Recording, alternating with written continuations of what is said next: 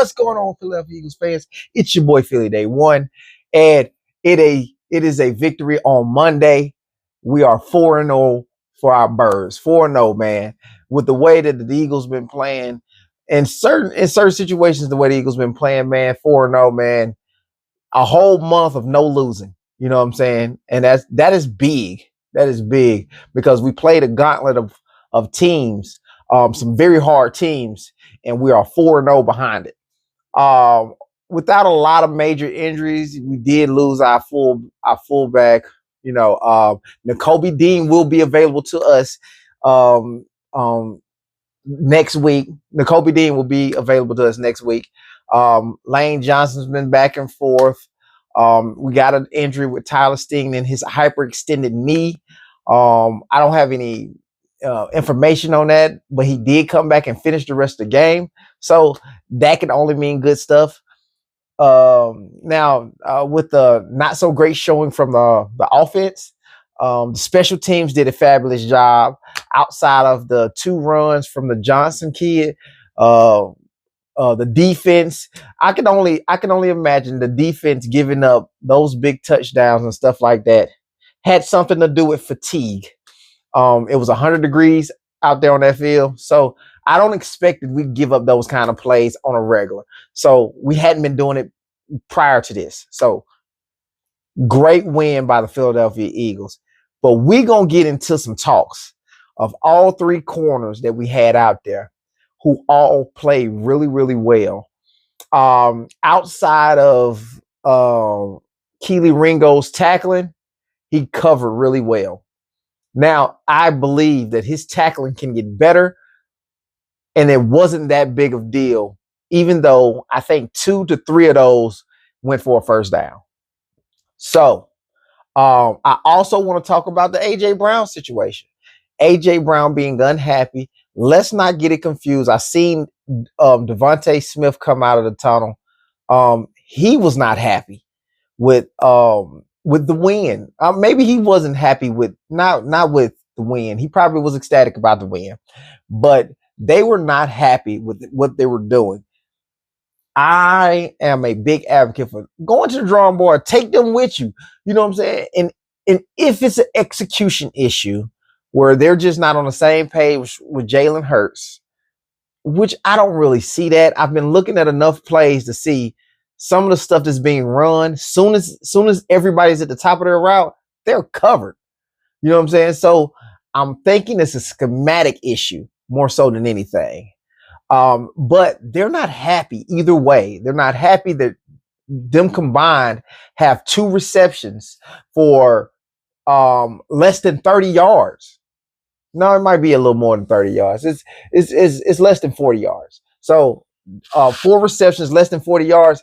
And because they think of themselves so highly, that's not acceptable. Not with these corners from Tampa Bay.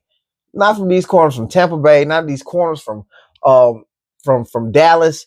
The corners that we played, I don't think do this to this group of receivers we have. And not just the group of receivers, our top receivers. So I do like the fact that we did some very innovative stuff in the red zone. The red zone offense looks beautiful.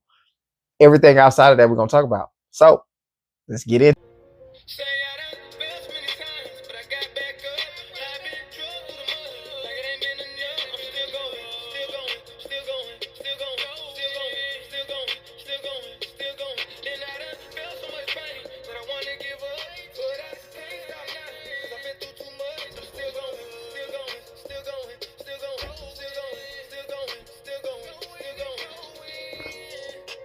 Let's get into some Quinyon Mitchell. Quinyon Mitchell, if you look at this here, Quinyon Mitchell, 2 for 9. 2 for 9. He only allowed 2 receptions. The man has been balling. Yes, Quinyon Mitchell can get handsy. Tom Brady was, I like when he called the Eagles games because we typically play really well when he calls the Eagles games. But Tom Brady is bringing a whole lot of light to Quinyon Mitchell being very handsy. I don't like the fact that he's doing that. I think it's his job, but in the same sense, I don't want them calling more stuff than they got to, because we seen in Cooper DeJean stepped over a player and got a taunting call. What the was that? You know what I'm saying? That was horrible. And then I wouldn't say a drive after that, but the Johnson guy, he was barking and taunting at us, at both linebackers. No call. I think this taunting thing is becoming a real problem. I don't want to say it's us. I just want to see how they calling it. You know, maybe it's too much girth behind how we do it. You know what I'm saying? I don't think necessarily Cooper DeJean stepped over him as a way to taunt him. We play with a lot of fire. We play with a lot of intensity. And I think that is more so getting us calls than the taunting thing itself. Because you see people taunt and they don't give no flags for those. Maybe like they trying to remember to do it, and they can remember to do it when we're doing it. I don't get it, man. Like, you've had guys talking Jalen Hurts' face, walking back to the huddle and stuff like that, and there's no call for that. But we get this 15-yard taunting call, and it kills our drives. It kills our drives. It kills our defensive stops. I don't really like these taunting calls. I hope they take them out next year. But Cooper DeJean also was very, very good. But let me show y'all some videos from Brian Baldinger talking about Quinyon Mitchell in his day. We got some videos. Let's show them. Quinyon Mitchell from the opening drive of the game was awesome. No matter who he played against. Mostly it was against Egbuka, the rookie, the sensational rookie. But it was play after play after play. One-on-one, no help. Like, he's just locked in. Dig route right here. Every kind of route. Bam. Constantly got the ball out. No matter where he was. You watch him down here. This is the next play. 3rd and 3 right here. Little pivot route by Egbuka. He's right there. Upfield shoulder. Defends the pass right there. Keeps it to a 1-yard gain. They got a punt. It was just incredible what he did. How about this one right here to Godwin? This deep route right here. Here he is, just sticky on him. Ball's in the air. Finds the ball. Gets all the ball out of Godwin's hands. Yeah. He was that good. He was really that good. He was really that good. I also got some stuff from Cooper DeJean, him playing in a base defense. Maybe we could play a little more base. But, you know, with teams trying to spread us out, I would like to, like, clamp down on the run a little bit, you know, so we can get more chances to rush. But let me show y'all how Cooper DeJean look in a base defense. He could really play outside if he wanted to. And this is that. Second down. Mayfield fake comes near side with a pass, and it's knocked away. Cooper DeJean in there is intended for Egbuka. Just great coverage. She's called a square out, and DeJean is all over it. His shoulders are square, allows him to drive it. Baker's trying to fire a fastball in there. Just no room with DeJean on the coverage. Coop can do anything. Inside nickel. I love him at nickel because of some of the things he can do. He tackles very well. But maybe with Nicholson, with Perry Nicholson, maybe with him in there, we can kind of do some Cooper DeJean on the outside and then Perry Nicholson, because Perry Nicholson plays very, very well in the inside. He had a tackle. I think he had 2 tackles in this game, and he played very, very limited snaps. Perry Nicholson is a pretty good corner. Maybe he don't cover like a Cooper DeJean, but, you know, I could see throwing him out there on 2 X and Y receivers could be very, very beneficial for us on this defense. Let's get into some of those Kelee Ringo's missed tackles, man.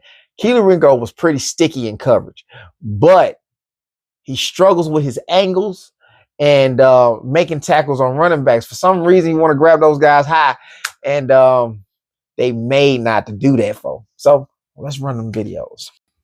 We're going to start with this play where Kelee Ringo is down at the bottom of the route. He's backing off right here. And he's still blocking around, but he comes up and he makes the tackle. He engages into the blocks, and then he get off the block and makes the tackle. He's at the top of the formation here. He's pointing out. He's very he's communicating and everything. I think this is the one where they come in. He switches responsibilities, and then he comes up. And he just doesn't take the right to get him before he gets to the first down marker. He don't take the right angle. He's at the top of this here. Motion comes and gives him a bump. And he has to go out there and make that tackle here. Put his head to the outside of the running back to ensure he makes that tackle. I think that's something he can learn. But he was in great coverage if they was going to throw that ball in there. He's at the top of the route here, stick, and he was a little ways away. He missed this one by a mile. He missed that one by a mile. Kelee Ringo, man, I think those are things that you can fix. I love the fact that he was so sticky in coverage. This is what I like to see from Kelee Ringo outside of the tackles, people. I like to see that from Kelee Ringo. So I'm gonna play this. I'm gonna play this video first. We're gonna talk about it. This is a route I see a lot with a lot of sticks. And you got it going out to Saquon Barkley, so he had to make somebody miss just to make something out to play, and we lost a yard off of it. But we run this pretty often. Yes. If you look at that video from the very start to the very end, there were nobody open. And that's the whole route tree of everybody. That was 3 sticks in a flag route. You know what I'm saying? A high post. Like, it was so covered. And we get that so much so. We get it so much. I just don't. People know. They're jumping them. They're jumping them. They're hanging on our guys' backs. We're not getting any calls for them. I just think we got to get a little more creative. Do some drags.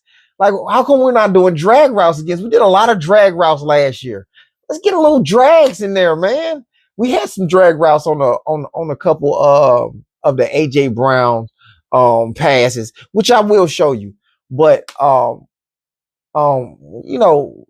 are talking about how AJ Brown is taking this offense. When you run 2 routes all game long, let's go 3, because I don't know if he ran a slant, but I know that they like to put him on slants, curls, and double moves. When them the only routes you run, and you know you're capable of running more, you're going to be frustrated. You're going to be frustrated. And when you frustrated, guys don't tend to want to participate no more. They're blocking. AJ Brown is a very strong receiver. And Devontae Smith is not that strong, but he does things like run people out of the play. Make them believe that it's coming. They can't even make people believe that these kind of things are real. You can't run nobody off because we're not challenging them down the field. We have no 10 to 15 yard routes. We have deep balls, and then we have these stick curl routes. That's it. That is not a lot to defend. So when you're stuck in curl route, people just gonna jump them. They're just gonna jump them. They know you ain't doing nothing else. We've got to get better schematically. Let me show you guys what it looked like when guys are frustrated and they don't want to, they act like they feel like they're not involved. This is what it looked like. Okay, this is the Jalen Hurts scramble right here. AJ at the bottom of the screen. This guy's considerably more lighter than AJ Brown. Say he hold that block, Jalen Hurts can get to the sideline. That's it. This is what I was telling you guys about Devontae Smith. He's in motion right here, going to the bottom of the screen. His job is to run that guy off, but he could not run that guy off because he was jogging. He don't feel involved. Devontae Smith does a very good job of running people away from the play. He'll make it look like he's doing a route, and he'll run them away from the play. The substitute for not being as strong as he would like to be to block them just head on. AJ Brown, he olayed that dude. That dude, he olayed. He just hit him with an eye. That's it. You can't expect these guys to play hard all game long when all they're doing is running bullshit routes and just running up and down the field. You can't expect that. So like running backs, linemen, And sometimes tight ends don't run as much as wide receivers do. If you're going to do all that running, the least you can do is get a couple of passes your way, like some good passes your way. For these routes that I'm going to show you right now, they were either out of bounds or they weren't in sync enough to make that route work or run routes. A.J. Brown routes for the day. Slant, boom, bam. He actually caught that dude draped over his back. Pretty good catch by A.J. People ran up and just turned around. Every route on that one, everybody ran up and just turned around. Ran up 2 steps and turned around. I think it was a drag play on that one. I think somebody ran a drag, not AJ. But he did a double move, and that one was thrown out of bounds. He's doing another double move. That's also thrown out of bounds.